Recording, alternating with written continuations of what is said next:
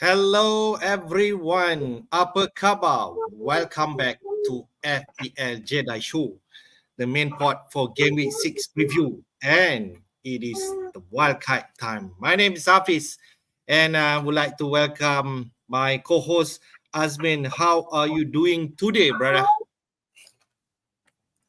Quite okay.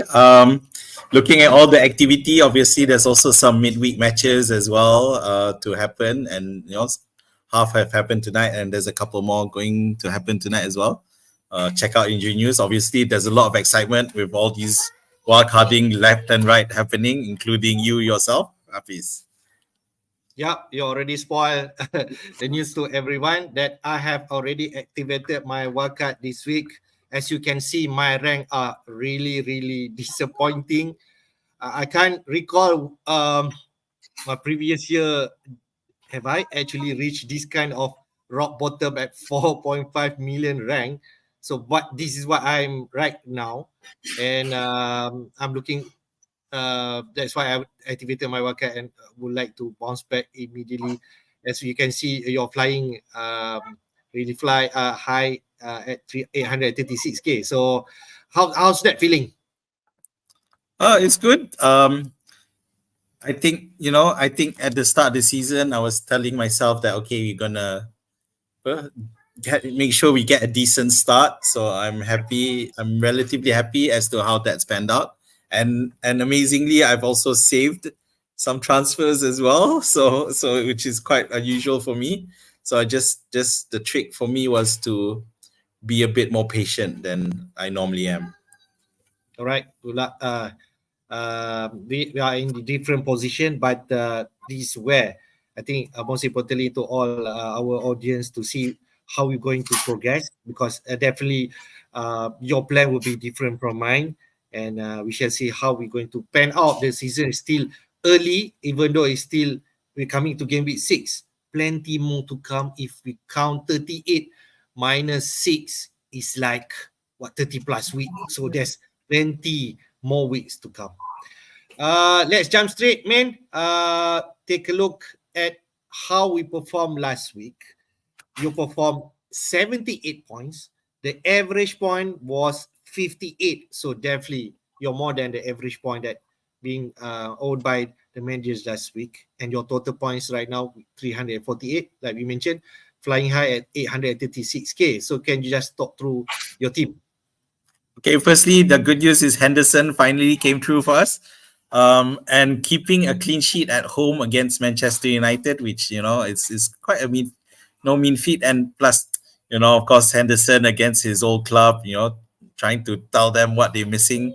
So good work for him. TAA finally his first attacking return of the season.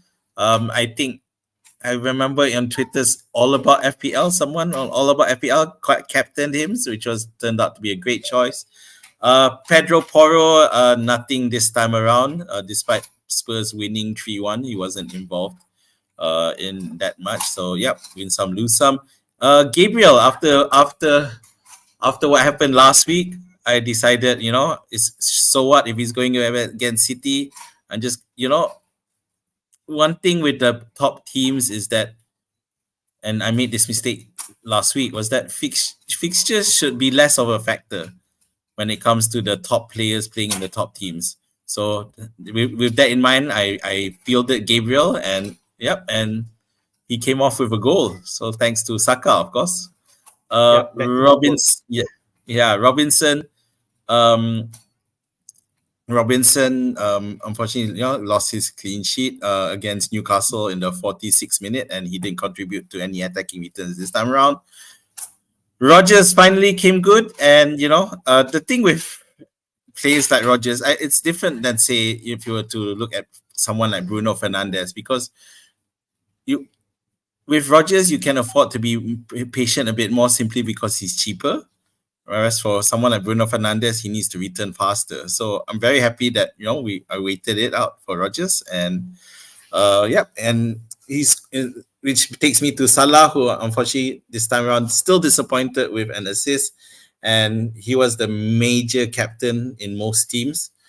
And the thing with Salah is that it's now getting, there's a uncomfortable pattern with Salah against Bournemouth. Liverpool might win, but Salah will barely be involved. In the 9-0, if you remember last time, Salah did not have anything against a 9-0, but in this case, Bournemouth still lost, but he only got an assist. Smith Rowe once again, and this was a bit of a surprise, but I guess it goes to show that Fulham are improving and Newcastle are deteriorating despite being in the top half of the table. Something to look at for Newcastle in the future. My transfer was from Isaac to Watkins. I decided not to wait, even though I found out that Isaac had traveled, because I was just not confident of Newcastle, and I thought that Watkins, with a decent set of fixtures coming up, would come true. Only a goal without any bonus points, but hey, I'll take it. Haaland again scored. His streak continues. A lot of I'm not sure in Facebook, but in the Twitterverse, a lot of people keep using the term unsustainable, and justifying not picking him. Well, how long I know how long we can keep using that as an excuse, and until, of course, I agree it's unsustainable, but while the wave is there, you ride it, man. You don't it's to be. It's like, again, obviously nowhere the same quality, but Jesse Lingard, because when he's scoring for West Ham, everyone, week after week, people were saying unsustainable, and he kept going and kept going. Nketiah, so this was my transfer the week before, together with Minte. So far, unfortunately, he has disappointed despite starting both matches. And next week might be the last chance salon before I need to decide what I'm going to do with him. So that is a bit of a disappointment for me in terms of the transfer. Substitute again, someone on the bench decided to come off the bench and immediately assist, which was Jacob Murphy, coming off, being substituted in at halftime for Newcastle and assisting Harvey Barnes for a goal. Minte, as I suspected, was benched, and hence he came in with, but he did come on for 1 point. Yeah, Barco, of course, is still there. So, but overall, I guess I'm more or less happy with the decisions I made. Thanks, Hafiz, for encouraging me to field Smith Rowe. I really wasn't sure with the Minte there. I remember you were talking, go for it, go for the Smith Rowe, and yeah, I did, and I know, as I was talking, because we were looking at wildcards, and previously, on Saturday when the kickoff began, then people started working on your wildcards, and I know one player who was never included in any wildcards was Smith Rowe, but after what he did, suddenly starting to see him appear in a few teams. Although, to be fair, the fixtures for Fulham aren't that great, but it's a case of whether that form can continue. So all in all, I'm happy with my team, and I'm glad that I made the jump back up. Not as high as my game week 3 where I was, but yeah, it's a good green arrow for me. Yeah, it's definitely excellent. You can see almost half your team return. That's the most important thing. You hold to Rodgers, he finally returned with 10 points, 2 assists. Oh man, that Rodgers kills me. Smith Rowe continue. I think he already got 3 goals, 2 assists. And Brad Smith Rowe continue to perform. TA finally his first double digit, if I'm right. So 11 points, clean sheet. So I think that's where I was hoping like TA do not score that big, but he finally got that, and I believe he's also on the 3 bonus point. Gabriel continue to perform back-to-back goals. Later we'll take a look at my team, because I actually brought out Gabriel. He really punished me, and that's how my story is. But finally Henderson returned at the right time. So maybe for you, if you're not wildcarding, Henderson will be decent after returning. But for myself, maybe Henderson will go. I feel that I'm going to be a bit lonely with Henderson after this week. So let's see. Let's see. All right. Quickly to my team, 49 points. Like we mentioned, 58 points, the safety score or the average point. So then I really below what the rest of the majors. And in my mini league, really horrendous performance from my team. And I think this is where I need to be calm and bounce back. And when I just talked to my team, I think Salah, can I say, Min? Yeah. A bit disappointed. Only one assist, right? At least he actually returned one goal, or at least again Bournemouth. We expect big from him, but another win for Haaland. Around 4 million plus captain Haaland, 3 million plus Salah. It can be a close contest, but 1 million apart. But Salah only produced 6 points and Haaland 9 points. So it is really hard not to captaining Haaland moving forward. It looks like he's in the form of his life, right? So that's the better for Haaland and Salah. But you can see the rest of my team, besides Henderson and Robertson, kept a clean sheet. The rest are really 1 and 2 pointer. And my move was Muniz to Calvert-Lewin, DCL. And you know when Muniz come in and produce an assist, 4 points. The season is not on my side yet so far, and this is how it returns. Pedro come in for 1 pointer. If not, Face will come in for 2 points. Fine. Jota not playing at all. Can I say it's a surprise? But we know he's on rotation risk. But I do not expect he did not at least come on at all. Right. So disappointing. And what else? We know Spurs concede early goals to Mbomo, and Mbomo again scored, and people will definitely see that as like essential if you're Wildcarding data. We touch on that. Gordon disappointing again, despite playing away to Fulham, who we expect that Fulham can concede goals. They did concede goals, but to Barnes, not to Gordon.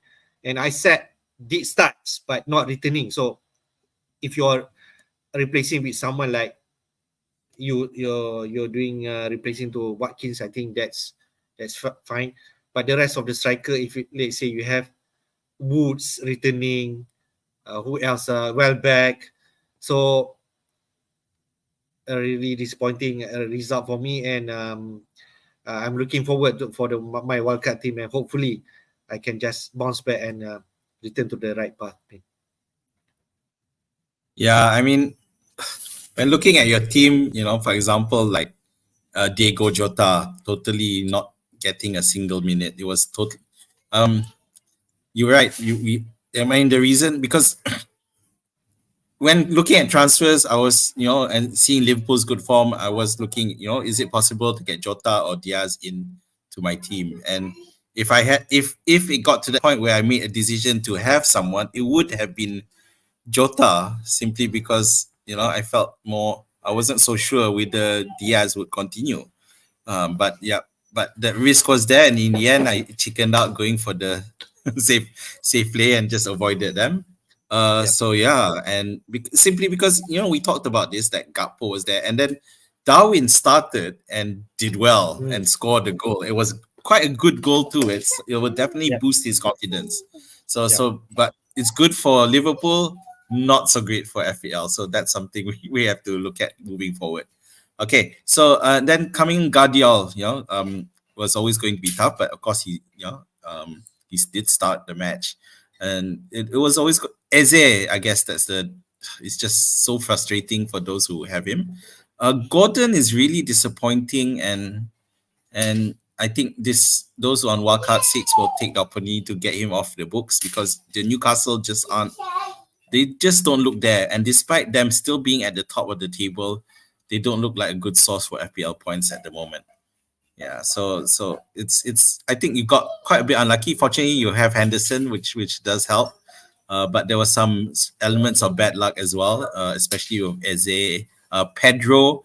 Although I did talk about this with Pedro, about that I don't trust that manager after he lied, after he never said anything about Pedro not being available the week before, and then talk about him being going for training, and still he ended up not starting. So but never mind. I mean, that's have to move on and learn the lessons, and let's see how we go moving on.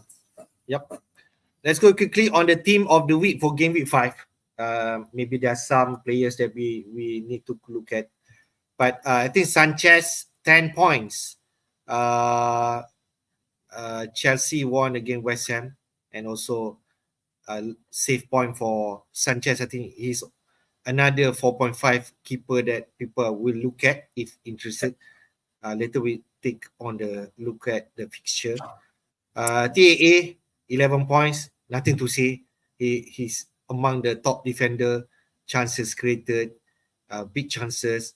I guess he's definitely the one to have. I already mentioned about TAA potential. Finally producing 11 points give more evidence that he's among the top defender we should have.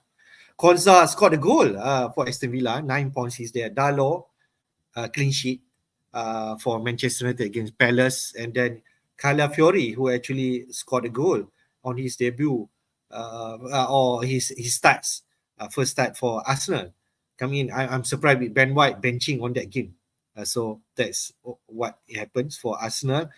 Rest Luis Diaz continue, 16 points, another double digit. Is his third or fourth double digit season, so he's really high flying. I did mention about his overperforming, like you mentioned. If you're on the right track, he's on hot form. Maybe he's the one that we should get on, right? So that's something to monitor. Madison 12 points against Brentford, so maybe Spurs asset coming into the fray. Dibling Southampton, if you're interested. Enabler 4.5, and he looks lively at Southampton side. Hinselwood, Brighton, I'm not sure whether you want him. Rogers 10 points.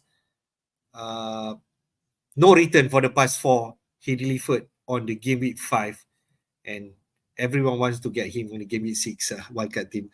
And then Nicholas Jackson with 2 goals. Really eye opener. Could he be the one Chelsea asset that people should getting on instead of Palmer, which costs 10.6 million, maybe at 7 million plus, 7.7, something like that, Jackson right now. 16 points. He scored tied up with Diaz as the top scorer for game week 5. So that's for game week 5 performers. What do you think, Min? Some information we know about Liverpool, but who else that you think that we should pay more attention? You're on mute, Min. I mean, I've got to give credit to Chelsea's manager and Jackson. After signing that new contract, he keeps pushing on. And if you remember in the last week, I mentioned, because you asked me who I thought the best captain was, it was Palmer, who I didn't have. And Palmer did actually score more than both Haaland and Salah. But I didn't expect Jackson to be the one. So it was quite impressive. But West Ham looked terrible. That I saw some of the highlights, in terms of the defending, they don't seem to know what to do. The body language wasn't there. So West Ham might turn out to be a team to target moving forward, who I didn't really see it before until now. Madison, gotta give props to Madison as well. And you have to say that Madison's revival is in part due to Solanke as well. With Solanke around, Ange is able to play the system that he wants to play, and it has worked well. And it's Spurs are gonna have a good run of matches as well, so it's great to see, and it's good that it's not just Solanke as the option, but now Madison has turned up as a possible option because Son is a bit too expensive. Hinselwood just illustrates the issue, the trouble with figuring out which of Brighton players will score. Although Welbeck with a great free kick, so Welbeck could do a job as well. But Brighton versus Forest 2-2 after Forest ambushed Liverpool the week before, only to concede 2 against Brighton, shows that Forest may not be the defensive stalwarts that we thought they would be. So yeah, one more thing, Konsa, he was playing as a right back, and it seems like they short at the centre back position, which is a bit of a worry. Yeah. So, but of course, Konsa was one of the picks that people had. So those who have him, well done. Yep. You can see from the result on match day 5. I think you already touched about Fulham. If you have the likes of Smith Rowe, I think that is one of the gem that you managed to get. Then kudos to you. Aston Villa, strong team. I think that the usual team who are strong: Chelsea, Villa, Liverpool.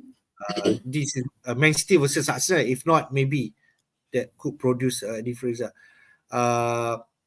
So quickly on this team, I think we stay clear that despite City drew to Arsenal, I think last minute goal from John Stones, right? Okay, sub from Man City. If not, Arsenal going to grab all those 3 points. Definitely a different story, but it is still, those are the top 2 teams: Man City, Arsenal, then Liverpool, and then the rest we expect like Chelsea, Villa, Newcastle. They mentioned despite up, but losing to Fulham 3-1 is definitely tells something, right? They are not up there yet in this form, and it will deter people, our managers, to get in the Newcastle players. But the rest, I think Spurs coming back. Manchester not so much, but they still keep clean sheet, man. So the likes of Dalot maybe we overlook, but those are neat. And this is where that we can decide moving forward for those assets. Yeah, just mentioning Dalot, I find myself I find myself looking at Manchester United assets again a bit. Maybe not immediately, but in the near future, once this game week 6 and 7 go out the way. So, but yeah, we can talk about that later. Yeah. All right. Let's go to fixture coming up before we dive into the rest of the topic. The next 6 or 7 game week. We know 2 game week 6 and 7 before international break. The second international break, then 8, 9, 10, 11. The next 4 weeks before another international break. Who's on the top of the ticker is Everton. All right. We talk about Everton assets. They're still at the bottom of the league, despite securing 1 point against Leicester. Maybe some of the asset of Everton, not so much on the defense side, maybe on the cheaper side for forward or midfield like McNeil or DCL. That could be one of those players from Everton. Brentford also second in the top of the ticker. West Ham, Wolf playing at home. Ipswich coming up, Fulham, Bournemouth, so decent running. I think they are running really good until up to game week 15, if I'm right. So there's double up of Brentford assets you can look at. Then Ipswich, if you want to look at the cheaper assets like Davies, Greaves, if you trust Ipswich players, so maybe the goalkeeper, Murik, right? Manchester United on 4th, then City, okay, to an extent West Ham. I just want to point out, despite Liverpool in the middle of that ticker, they still have some decent fixture. Wolves and Crystal Palace in the next 2 before they're facing Chelsea and Arsenal. But then they're returning into the good fixture back, and I believe Liverpool assets still to target. Palace, Arsenal, okay. the next three, I think why people thinking about fixture swing is for the Arsenal team. They have Leicester and Southampton, two promoted side, playing at home, then away to Bournemouth before they facing some tricky matches, Liverpool, Newcastle and Chelsea. So Arsenal is the one that people are looking at to double up or triple up. So those are the fixture. But at the bottom, talking about Brighton, really tough after that two decent fixture that people are jumping on for game week 4 and 5. Then Chelsea, Spurs, Newcastle, Liverpool and Man City in the next 6 or 7. Newcastle second bottom facing Man City next main. So there's more reason for you to jump off those players for Chelsea and Arsenal in the next 6 also. So this is the team. This is the team that people are going to target. What do you think, Min? Your main takeaways that people should look at, especially on wildcard? Yeah, it's the thing with balancing the wildcard is because you may have players that have a really good set of matches followed by some set of bad matches. Just to take the example of Bournemouth, who are at the bottom end of that ticker and 5 from bottom, but their first 2 matches is Southampton and Leicester. Then after that, it's a horrible run of Arsenal, Villa, and Manchester City. So the question now with the wildcarders is that if you do take the like Semenyo to play against Southampton and Leicester, which is arguably the one of the better great matches to have, then for game weeks 8 onwards, you have to be prepared to either bench him or just rough it out and play him. So what most wildcarders are doing is looking to see who they can rotate with, because it seems like it's going to be hard for him to score. So you need to look at that when you do your wildcard. People like me who are not that great in terms of planning that far ahead. So I'd rather go for those who have just better matchups long term. For example, like Everton right at the top of the ticker, although to be fair, their good run of matches started last week and it didn't get off to a good start by just drawing 1-1 with Leicester. But nevertheless, you know, there's 2 home matches against Crystal Palace and Newcastle, followed by Ipswich, then Fulham, Southampton, which is still pretty good. Yeah. So who you would take, will be dependent on, because Everton are not expensive. Yeah. So how you build up with the rest of the squad. So the whole jazz with wildcard, which we can talk about later, but just to go into this fixture list, is a lot of people want to try to get as many assets from Arsenal. Yet at the same time, Arsenal aren't exactly at the top of the fixture list, but they are there simply because other people want them because those first 2 matchups, maybe not the third, but definitely Leicester and Southampton look like fixtures where Arsenal players can haul. So that's why people are looking at it and bringing that in. But again, they have to have a plan for game week 8 onwards. So you need to decide which direction you want to take. It's a tough one, but just now also, but right at the bottom there, the bottom ticker, you have Newcastle and Brighton, who was pretty popular at the start of the season, but now I can see them being dumped in mass, as which is partly due to this fixture swing that's going on at the moment. Just want to touch, Min. We also, there's discussion in the community also, and from the other content creator. The top 3 team, Everton, Brentford, and Ipswich. You can just see some good run of fixture. Those could be your potential rotation partners for the cheap defense. So you can just play the Everton or the Brentford side and partner with those fixture. Say in game week 8, if you have Everton, you have like Mykolenko right now, 4.3. He could be one of the options that people are looking at. Brentford, say Collins or even Pinnock. You can just swap, say in game week 8, you can just play Everton defense instead of the Brentford defense. So you can just play those options. or you can partner with the Ipswich defense, playing say in a fixture 10, Leicester they play at home, but Everton and Brentford playing away. So that could be some option. I think you can find those cheap option at Everton, Brentford, and Ipswich defense if you want to rotate and get Yeah. some premium defenders for sure. So I think those can be the option. And Yeah.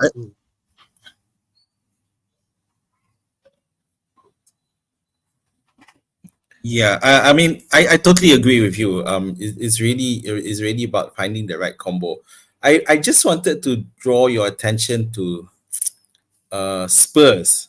Okay, just now we were talking about Spurs. Look like they're gonna have a good run, but if you look at the fixture ticker, they're not exactly near the top either. In fact, they're at the bottom half.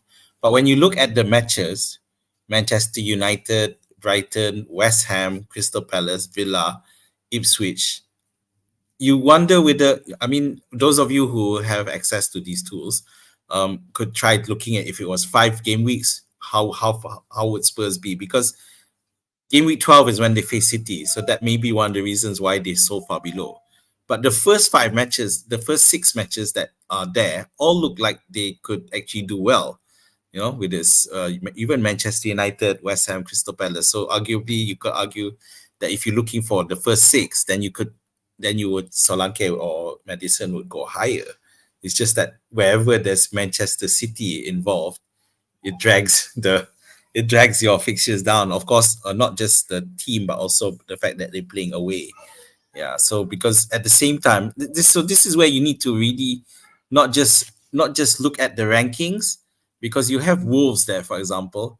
They're above Spurs in the fixture ticking, but they play Liverpool, they play Manchester City. Yep. So why are they higher? So one reason is because they're playing at home. So in terms of the weight rating, that puts them higher. But would you pick a Wolves player? No, definitely. You know, it's definitely you want to avoid, despite them being higher in the fixture ticker. Right. And they actually higher than Arsenal, but we're going for Arsenal assets. So it's just something, you know, to think about when you use the fixture ticker for your tools, is that higher ranking doesn't necessarily mean we have to go for them, because the lower ranking, it may just be the short term that it's actually looking good. It's just that towards the end that they have harder matches. Yeah, I think I agree. Talking about fixture, look at Chelsea. If you want the likes of Jackson or Palmer, say, I think this game week 6 and 7 is something that decent. But after that, fixture really turned for Chelsea, Liverpool, Newcastle, Manchester United, Arsenal. Quite tough fixture from 8 to 11. So if you're talking like loading on Chelsea assets also, doesn't bode well with those fixture unless you believe in Palmer, regardless in what matches he is going to perform for Chelsea. I think those should take into account but you can just simply swap. Could be another option, like you jump into Chelsea, play that Brighton and Forest, then jump into Spurs asset when they away Manchester United and Brighton fixture pass, and then jump to West Ham, Crystal Palace and Villa. That could be another option that you can go. Palmer to Son. Can you imagine that? That could be potentially good, or if you want to go for Madison in midfield. Yeah, but I guess the argument there would be that if I was to pick someone like Palmer, at that price, I would be confident that regardless of the fixture, he has that potential to haul.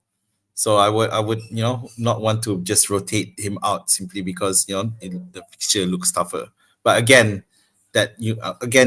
how that the risk appetite needs to be there, lah. Especially if you see the other match looks really likely that the alternative is gonna haul. Then go for it. So but again, so this comes back to the need to work, because look, people who are carding 6, if essentially you're starting with a fresh team like you were back in game week 1, you have to plan this out. It doesn't necessarily go as planned. Injuries will definitely play its part as well, but you have to look as far as you can. I'm not sure about you, Hafiz, but I can't really look past 6 game weeks probably. I've checked out Yeah, content creator videos out there, and they've been looking at up till game week 15, 16. I don't have the capacity for that. I don't know how, depends on how serious you are. I can't say I'm not serious. It's just that I don't have that capacity to think that far. yeah. So yeah, Future planning is good, but sometimes the shorter planning also important, because the short fixture that make how you feel about your team. Say you focus the first 2 game week, especially playing at home, like Everton or Brighton, both two teams are playing at home. So you want instant result. You don't want after game week 10 you get those results. So the shorter fixture, the nearest fixture is still important for perform. That's why I yep, feel my framework for my wildcard team, I go for those assets for Arsenal because I trust them. They have the fixture Leicester, Southampton, Watford for the next 3, and then see how it goes. Looks like I'm going to triple up. But which asset we go, we shall see. Despite they playing Champions League matches in between, Carabao Cup and so on, despite Odegaard missing, maybe less creativity on Arsenal side, but they're still the top 2 teams in the league anyway, other than Man City. Okay, let's look at some of my draft. I have 3 wildcard draft here, and similarly, like from other content creators and so on, it could look similar, but see how my thinking will be, because I've seen a lot of videos, a lot of uh, uh, tweet and so on the team that we should have in GW6. Plenty of choices. See which you feel comfortable playing your team. So let's jump to my first wildcard draft. I think this is someone that people are looking at, like doing the double Arsenal defense.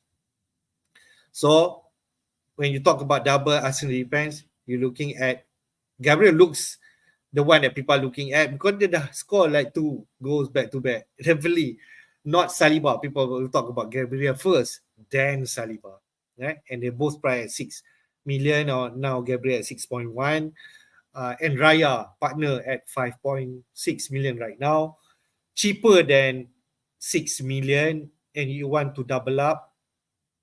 And another interesting, the difference between Raya and Edison, because they price equally, and also Ellison. I won't mention disregard about Ellison because he also in the same league as Raya, because they are not only produce clean sheet, but at the same time saves point, and then they also on bonus point. I think that's matters. I feel I my how I go with the goalkeeper. I always go with the 4.5 million keeper. I don't trust on the spending so much. But thinking again, maybe there is an argument that we should get Raya.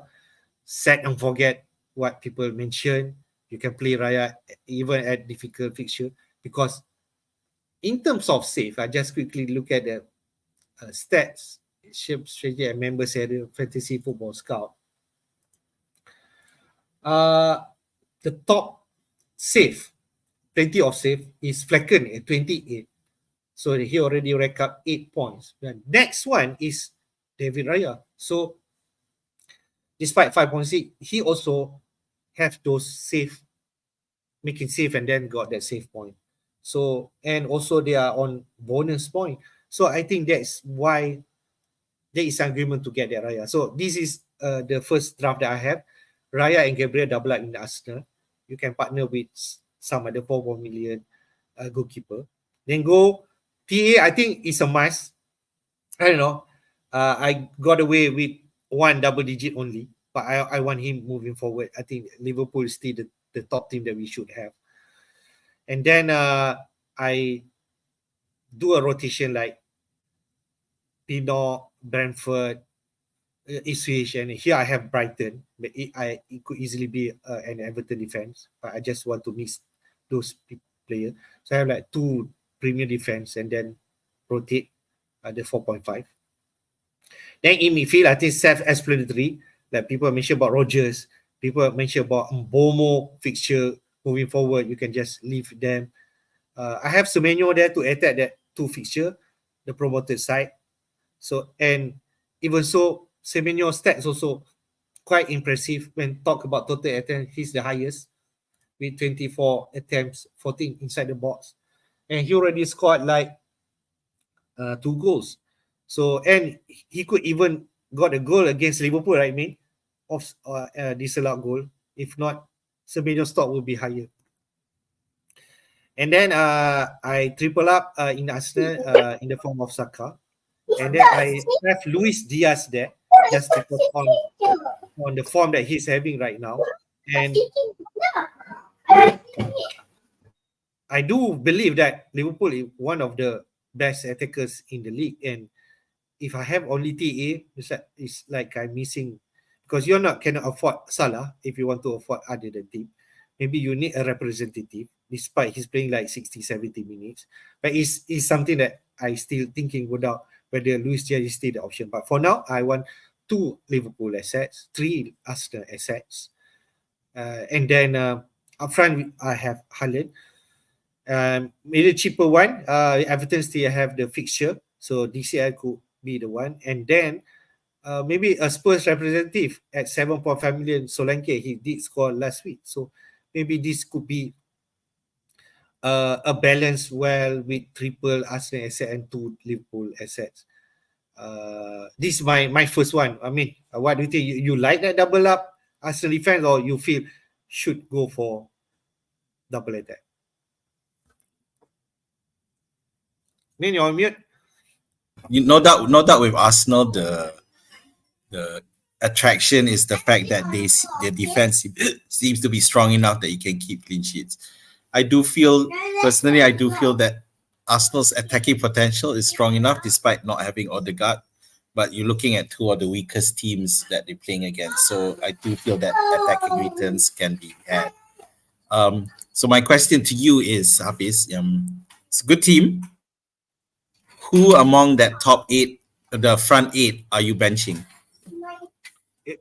After experience for the past 5 games, I think it is worth it to have an 8 attacker and benching headache, because you just never know. Say Luis Diaz has potential rotation, he might not play in some matches.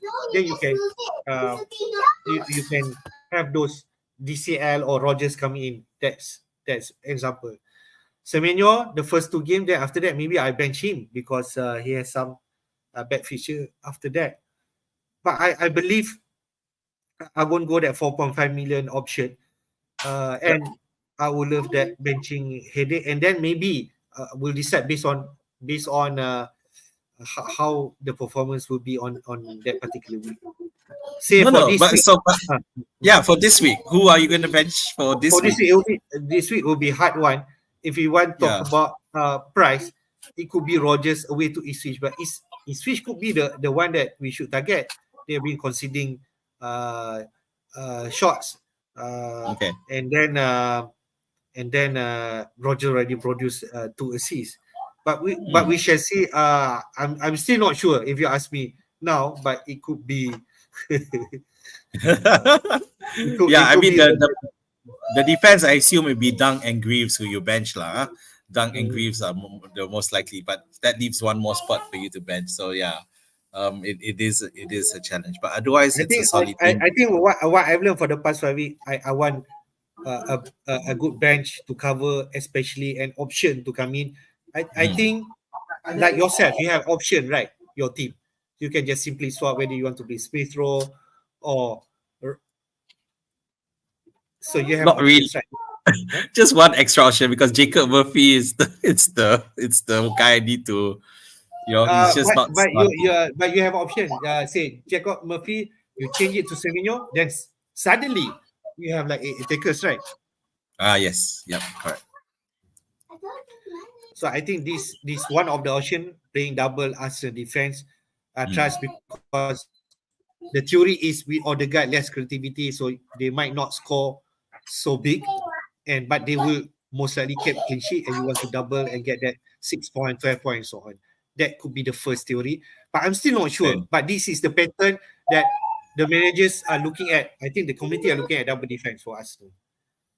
The second one I just shared with you. Yep, let's look at the second one. Going double attack. No Raya. I got Gabriel, but I have Saka and Hafiz as the representative to take advantage of those attack for Arsenal. I think that could be option. Other than that, it's still the same without Raya. And then I think that's no double defense for Arsenal. No Solanke there because Hafiz is coming in. But the rest still, the core is still there. I still want one Liverpool attack inside there. So I think that's the significant difference. Do you trust Arsenal to score more or score more at the back? If not, Flecken still decent, like I mentioned just now, he's top in terms of save. So he's the one to have. And Brentford Fixture are really decent. And then you can just simply there. And then I swap Pinot to Murillo because I might not want to double up in terms of Brentford defense, but I have Forest who are also a decent team, especially in terms of defensive side. So this could be another option that I'm still contemplating between these two. Which you favor me?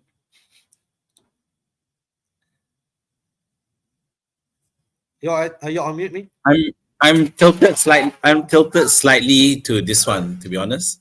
Okay, fair. Again, I'm still in favor of the double Arsenal attack, actually. So yeah, I'm more keen on this one. I think we are still unsure about the injury situation at Arsenal, right?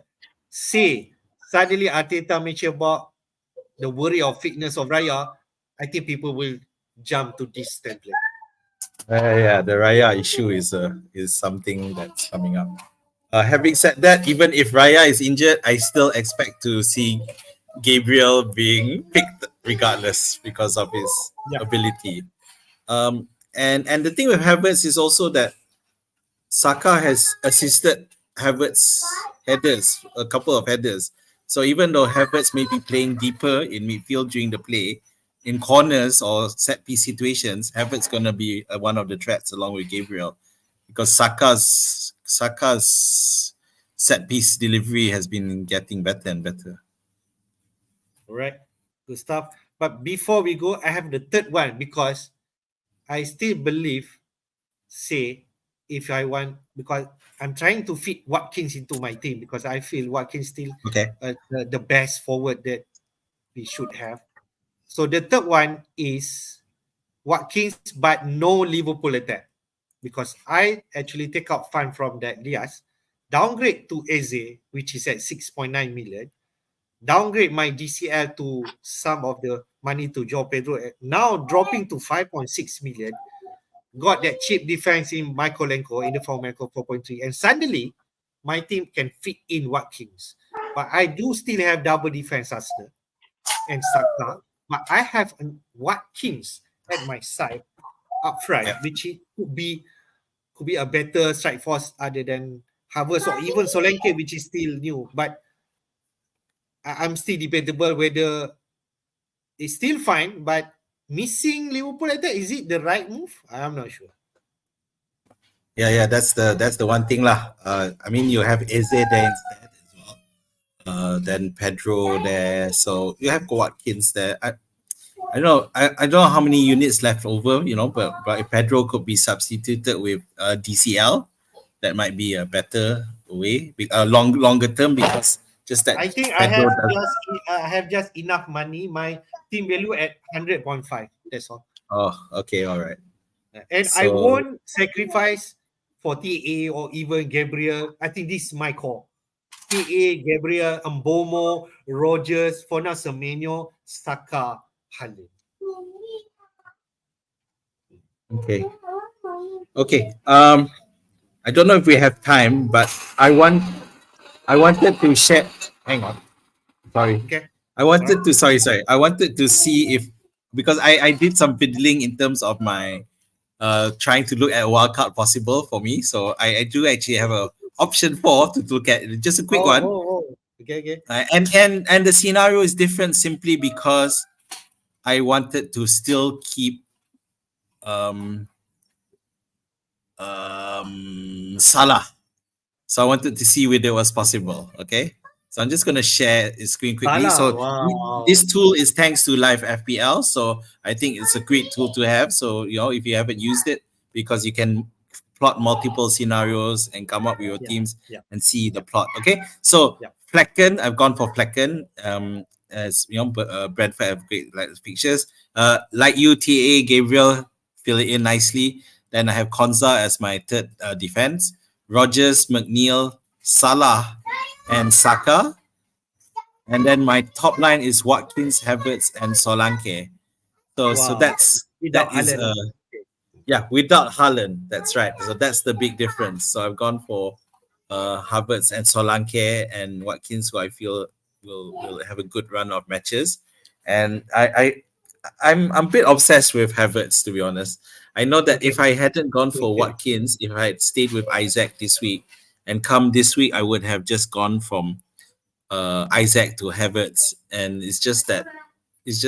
and I don't deny I'm still tempted by it, but to sell Watkins just after 1 week, it just then it looks terrible on my part. So at the bench, Fabianski, of course. Then you have Collins, Tavernier, and Davis. Tavernier, who I feel might be a better option than Semenyo, but again, by doing this, again, I have that same problem that that I asked you who to bench, and benching Tavernier now that's when he'll be useful. That's where the problem is. But yeah, I'm happy that I can have Salah, but again, this is at the expense of Haaland. So yeah. Yep, I agree. I think I can live with benching headache than no option at all. Because I think that Tavernier is still a great option. He's among top in terms of chances for both sides, but Semenyo is more maybe the one that people are looking at. But still, the Tavernier is also another option at 5.5 million. Say McNeil, we already saw that he produced double-digit points in Gameweek 4, if I'm right. And Everton fixtures are decent, 5.5 price point. You can go Semenyo, you can go McNeil, you can go Smith Rowe. Suddenly we have plenty of option enabler, and you can just go high on top, right? So I think I also like this, but am I brave enough going without Haaland? That would be the biggest question. Yeah, it's a question that I'm, I just, as I doing this, can I live with Haaland? The answer seems to still be no. All right. Right. That's it. I just want to give a shout out. I think Man joined. I would say he's the winner for our FPL Jedi League last season. Azmin, great job. Okay, trailing around 30 points against the leader Smith Rowe. Is really causing me some trouble. Also, he does not have Smith Rowe, right? So he very contradictory. I'm not sure whether he's wildcarding this week. We shall see whether. Yeah, let us. If you still around, let us know in the chat, man. Whether you're wildcarding. Yeah. Also here, Rakat FPL definitely. FPL Lisa joined the session. Thank you. Hi. And DB7, is it? Yeah. So I just want to mention about FPL Lisa. She's also flying, right? And actually snapshot her team, if I'm right. Correct me if I'm wrong, right, Nisa? He's actually wildcard, and he's now on double defense for Arsenal. Raya, Gabriel, and then Saka. He has TA. He has Aina from Forest Greaves, and also he's going for Rico Lewis. We know about recent injury, right? About Rodri. He's going to be going for surgery, and he might be laid off. And there's potentially people look at whether Lewis is going to secure more minutes. That could be an interesting choice, but I'm still uncertain whether I want to go and my appetite going to go for Rico Lewis for that. Because anytime we know about Pep, right? But it's what she feels. In midfield, she has Saka, Mbomo, Luis Diaz. She still believes that Diaz could be the right one to go. Rogers, and then Dibling at 4.5 million, Southampton, who actually scored 11 points this week. Nice one. She trusts in Watkins, Haaland, and DCM. Interesting. Yeah, and just for your info, FPL for everyone's FPL Nisa is flying really high. Her rank is about 64k at the moment. So well done, Nisa. Hope you can keep it up and fly high for the female fantasy footballers, especially those in Malaysia. So well done. Yep. Keep going. Okay. We already talked about team. Let's jump to before we conclude is the fixture for game week 6, man. What interests us? Newcastle versus Man City, the early kickoff. We do expect to Man City win this despite Newcastle at home. Then Arsenal Leicester, money ball game. Brentford West Ham, London Derby. Chelsea Brighton, interesting. Playing Brighton, can Chelsea win this game? We shall see. Everton Palace, both needing points. And then Forest again, Fulham. Maybe before that 3-1 game, I feel that Forest could win this game. But now, I'm not sure. If I have Smith Rowe, I think I'm going to play him and hope for the best. Then, another Monday ball game. Wolves away to Liverpool. Liverpool could win this. And suddenly, who knows, Luis Diaz with another brace. And then on Sunday, Ipswich versus Villa.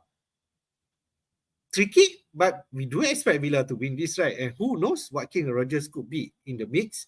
And then Manchester versus Spurs, the big one. Super Sunday.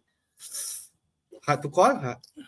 And then, last but not least, if we have Semenyo, they will be the last game, Bournemouth versus Southampton, just to top it up about the game week 6 feature. So, what interests you, Well, the fact that Bournemouth Southampton is the last game, and you always worry that it's going to, because it's such a good match. It seems like such a good matchup for Bournemouth, and is a with the likes of people going, a lot of people going Semenyo, and it's making me worry that I might see my rank drop significantly after Sunday, after the Monday match comes in. But I need to put that aside and only worry about rank after all the matches are over. But you can see the point when when you're wildcarding this week. It's just that it's as if there's so many good matchups to take advantage of. Manchester City Newcastle was not originally looked at as a easy matchup, but it is now. Then Arsenal versus Leicester, of course, Leicester being a promoted side. Then you have Brentford versus West Ham, another one that we didn't think was gonna be would be easy, but looks like Brentford could steamroll West Ham the way West Ham are playing at the moment. Then, of course, Liverpool versus Wolves, Aston Villa versus Ipswich, and then Bournemouth versus Southampton. There's so many matchups that look very obvious will go one way.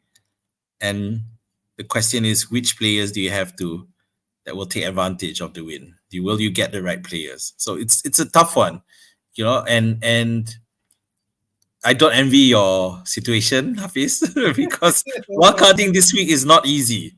Okay, it's a tough one, and I guess at the end of the day, you need to look at it.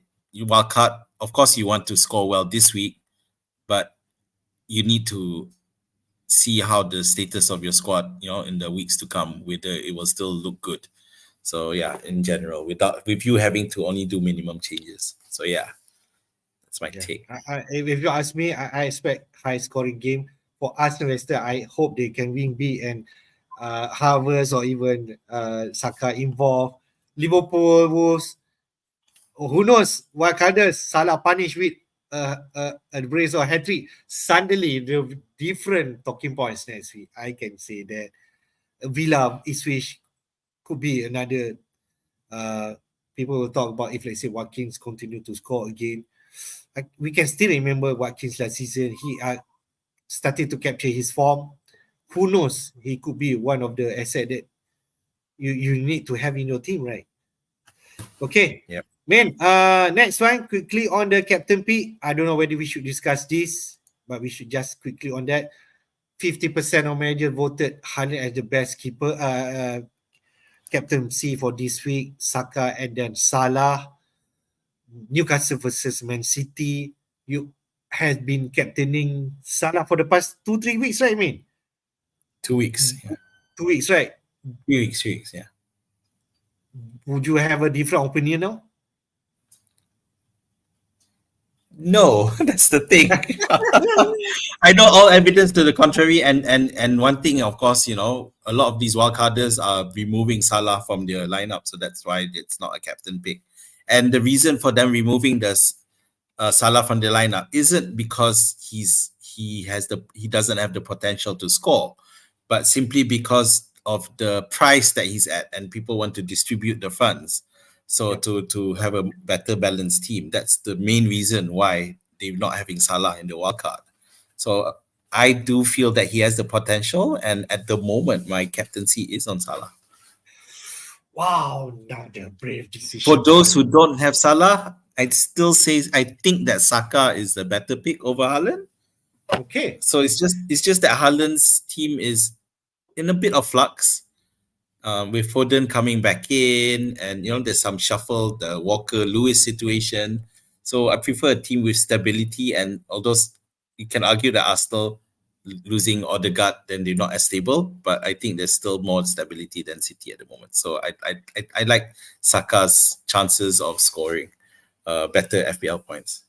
If I'm right, only Haaland and Saka has been returning attacking returns since Gameweek 1 until now. Even Salah blank in one of the week.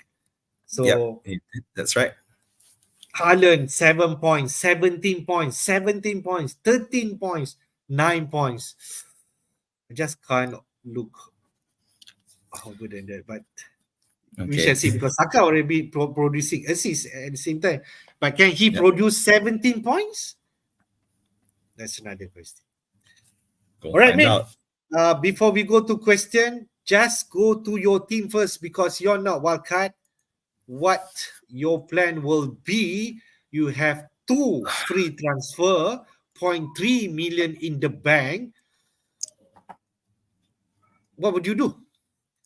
Okay, so at the moment, what I have in mind is to save, to just use one transfer and sell Jacob Murphy for McNeil, just for that stability, and and long term wise, despite that Bournemouth Southampton matchup in the last game of the week scaring me, but I think I need to put that aside and just focus on having a long distance in mind. So that's I can sell either Mintef for McNeil, or I do have enough to sell Murphy for McNeil, just enough. So I don't know if that's what I want to do, but Murphy has been, it seems to be a good bench option, but his price cap keeps dropping though, so it's so annoying. I don't like that. So I don't know. I may because I don't know what Smith's status really is going to be regularly start. I mean, of course, he got benched the other day. So at the moment, it is probably most likely Murphy for McNeil. No love for Semenyo, because those what people are looking at? No. That City team is in a bit of... I want to play safe and not worry about rotation so much. So yeah. So if I do bring in McNeil, then I will probably bench maybe Pedro Porro. All right, Gustav.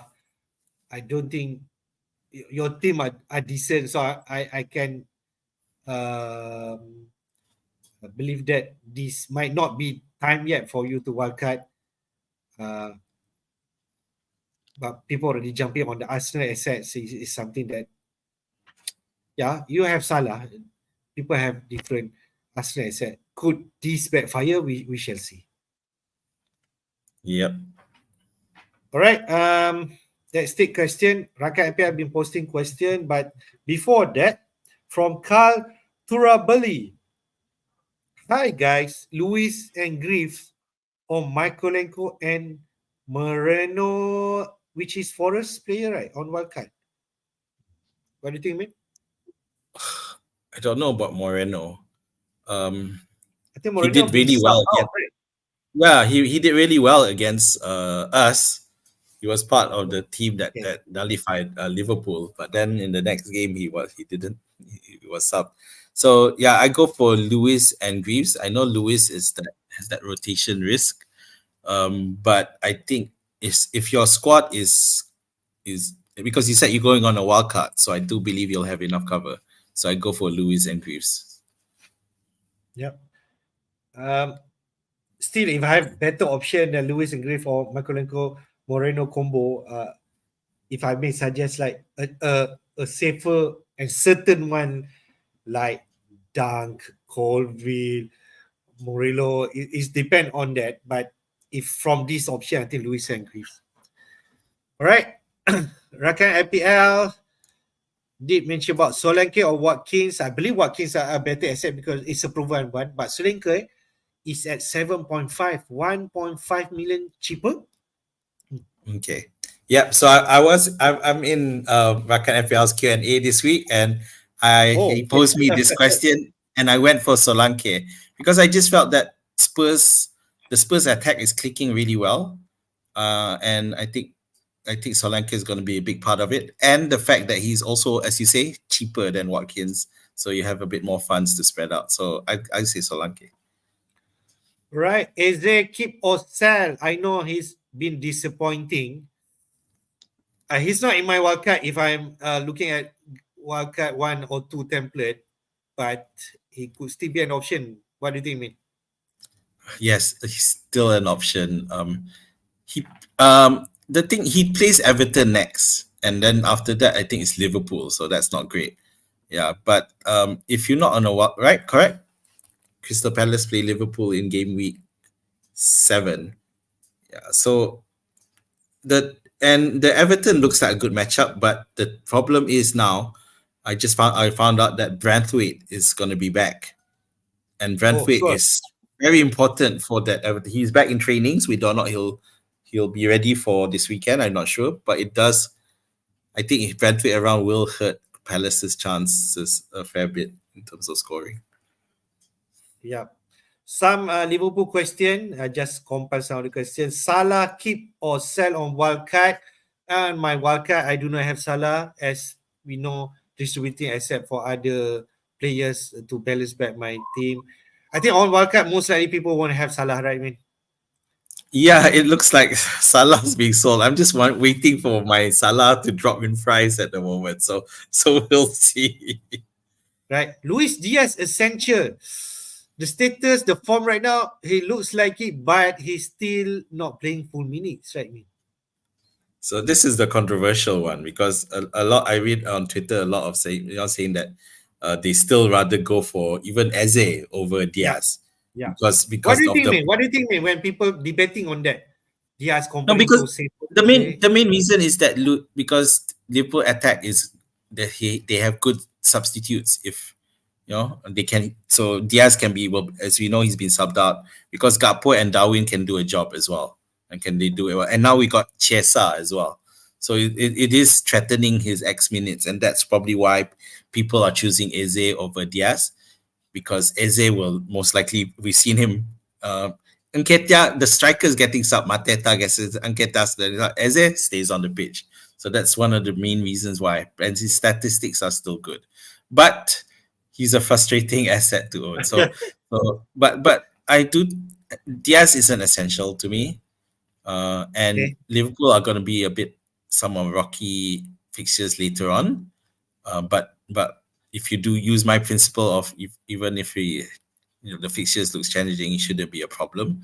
You should still field him. So yeah, but I wouldn't call him essential. Okay, all right. Triple Arsenal defense means that Raya, Saliba, and Gabriel. Maybe that's what Rakan Abia mentioning. Triple defense. How do Yeah, you feel about that? it's not for me. I don't want just one goal and that just wipes out three sheets in one goal. Because it is against Leicester and Jamie Vardy. That fella. Can he's suddenly right one chance, yeah. one shot, one goal. Yeah, that guy, he just annoys people. He has that habit. So yeah, no, I no, think not. if you conservative. You like that defense so much, but I don't enjoy playing double defense, right? Maybe triple Mahal defense, lah. double maybe, or even double attack, much fun, right? That's why lah. Okay. Just too expensive. Saka captain or Haaland? Azmin mentioned about Saka second, Salah number one, and then Haaland. But for me, Haaland because of his consistency. A lot of managers will go for Haaland. But if you want to go different, Saka or Salah can be, right? Yeah. I wonder if Odegaard were fit, would people be more inclined to captain Saka? I don't know. It's interesting. Okay. Yeah. TA or Gabriel? My answer is both. No, but if you had to choose one, TA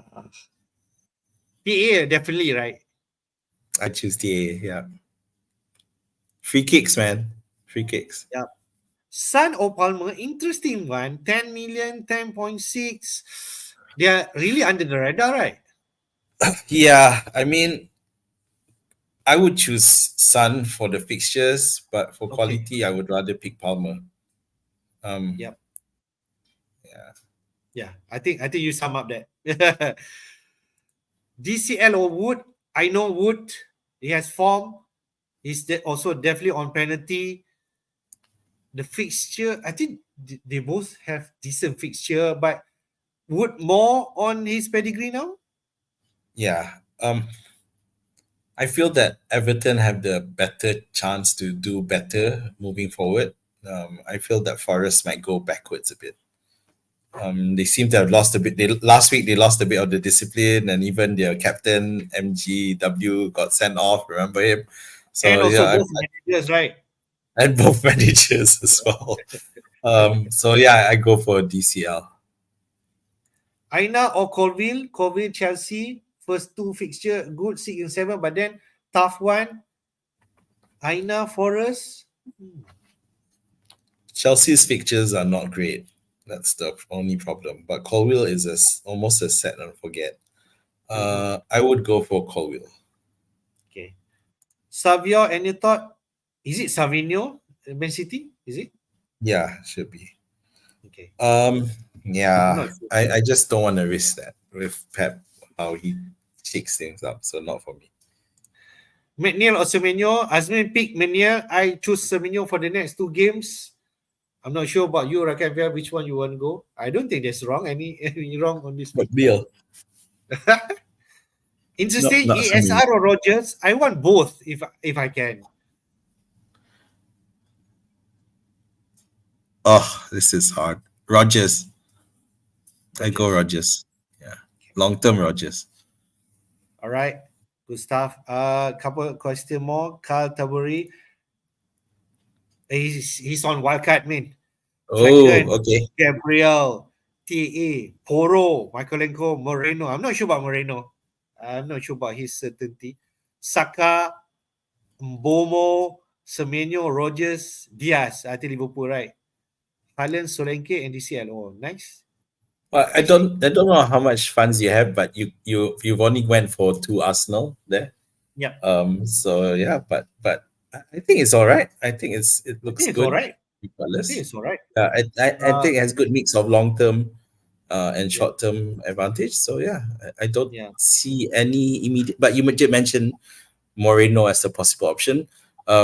Change, but of course Michaelenko makes sure that he is fit and ready. But of course, he's only 4.3. You can stick him on the bench for the first week. Yeah. I can see Gabriel Trent and Poro will always play or just play Poro, bench Poro for the bad fixture and play Moreno or Michaelenko based on the fixture. Right. Farzil Ali.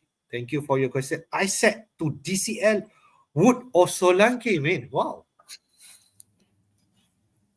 Solanke. Hands down. Spurs 2 away game. Manchester United. I'm not sure about whether it's a good entry. Brighton away. Wood playing at home against Fulham.